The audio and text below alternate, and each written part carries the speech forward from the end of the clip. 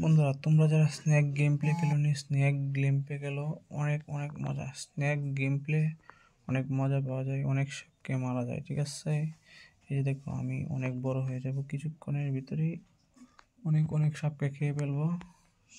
প্রথমে আমি কিছু আপেল, বেদানা, কমলা খেয়েছি এবং এগুলো খেয়ে কিন্তু অনেক মজা পাওয়া যায়।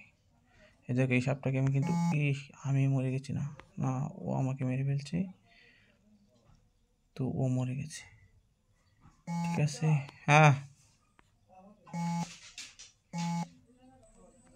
এবার দেখো আমরা কিভাবে খেলি, আর তোমরা খালি দেখবে, অনেক অনেক মজাই এই খেলায়।